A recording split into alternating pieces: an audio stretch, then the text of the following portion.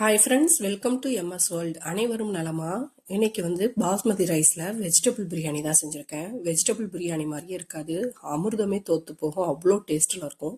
சிம்பிளாக தொட்டுக்கிறதுக்கு வேக வச்ச முட்டை, ஊறுகாய், தயிர் பச்சடி.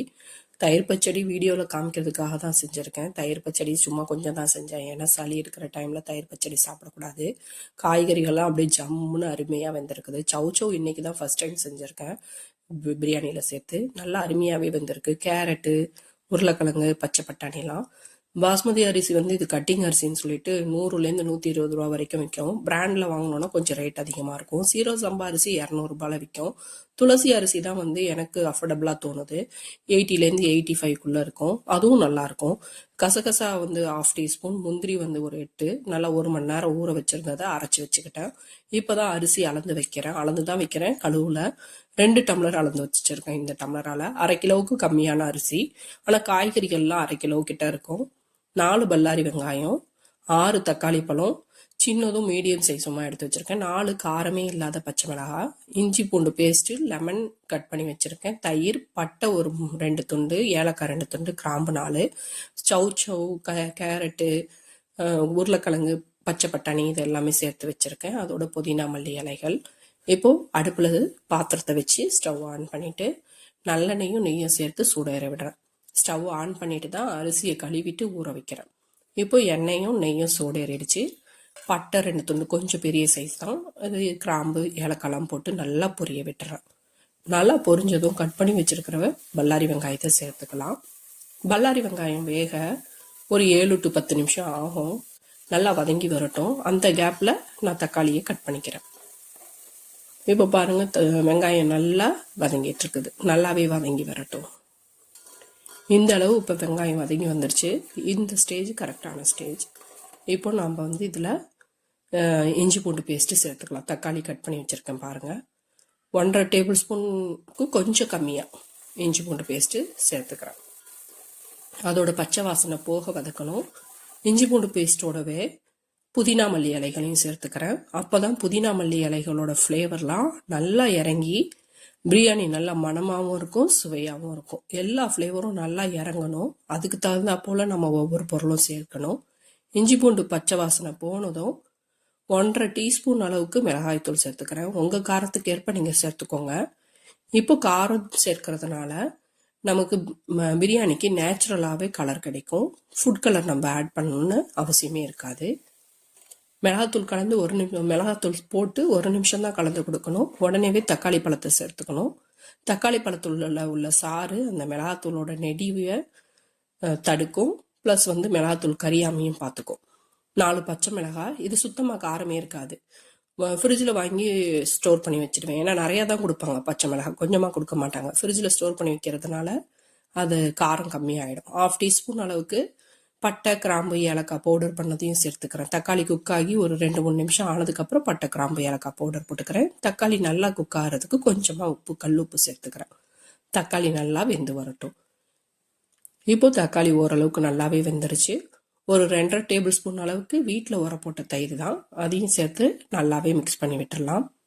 இப்படி தக்காளி நல்லா மசிஞ்சு அந்த மிளகாத்தூளோட கலர் இறங்கி பச்சை வாடை எதுவும் இல்லாமல் செய்யும் போது எல்லா ஃப்ளேவரும் நல்லா இறங்கி பிரியாணிக்கு ஒரு நல்ல அரோமா கொடுக்கும். உண்மையிலேயே நல்லா இருக்கும். ட்ரை பண்ணி பாருங்க. இப்போ சவ் கேரட்டு, பீன்ஸு, உருளைக்கிழங்கு எல்லாமே, பீன்ஸ் இல்லை பச்சை பட்டாணி, அது எல்லாத்தையுமே ஒன்றாவே சேர்த்து போட்டுறேன். போட்டுட்டு இந்த மசாலாவோட நல்லா மிக்ஸ் பண்ணி விடுறேன். எல்லா பக்கமும் நல்லா மசாலாவோட சேர்ந்து வரட்டும். காய்கறிகளுக்கு மட்டும் தேவையான அளவுக்கு கல் உப்பு சேர்த்துக்கிறேன். இப்போ உப்பு கூட இருந்தாலும் கம்மியாக இருந்தாலும் பிரச்சனை இல்லை. நம்ம ஃபைனலாக அரிசி போடும்போது உப்பு அட்ஜஸ்ட் பண்ணிக்கலாம். இப்போ நம்ம உப்புலாம் சேர்த்து மசாலாவோட மிக்ஸ் பண்ணி விட்டு இது கிட்டத்தட்ட ஒரு 5 நிமிஷம் கிட்ட ஆயிடுச்சு. இப்போ ஒரு 5 நிமிஷம் வெந்துருச்சு. மிக்சி ஜார் அலசின தண்ணி, தயிர் இருந்தது, இஞ்சி பூண்டு பாத்திரம், அது எல்லாத்தையும் அலசின தண்ணி ஒரு 3/4 டம்ளர் அளவுக்கு சேர்த்து விட்டேன். இப்போ இந்த தண்ணியோடு சேர்த்து மூடி போட்டு ஒரு 5 நிமிஷம் வேக விட்டுருவோம்.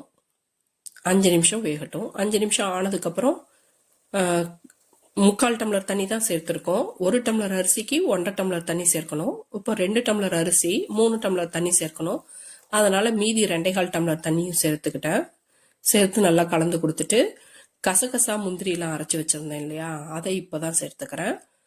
அதையும் நல்லா சேர்த்து நல்லா கலந்து கொடுத்துட்டு இப்போ நம்ம வந்து அரிசிக்கு தேவையான அளவுக்கு உப்பு சேர்த்துக்கலாம்.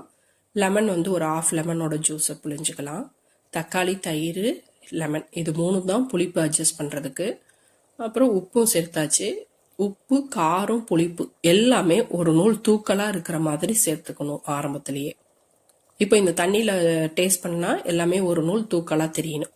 அப்படி இருந்தால் தான் சாதம் வெந்து வரும்போது பிரியாணியில் டேஸ்ட் கரெக்டாக இருக்கும். இப்போ நல்லா கொதிக்குது. அரிசியில் ஊற வச்சிருந்த அரிசியில் தண்ணியை நல்லா வடித்து விட்டு அரிசியை மட்டும் சேர்த்துக்கலாம்.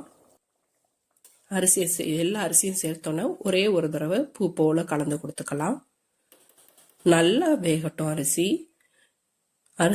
அரிசியும் தண்ணியும் ஒரே லெவல் வரும்போது மேலே கார்னிஷ்காக மல்லி, புதினா இலைகளை தூவி மூடி போட்டு வெயிட் வச்சு ஒரு 10 நிமிஷம் வேக விடுறேன் டிஸ்டர்ப் பண்ணாமல்.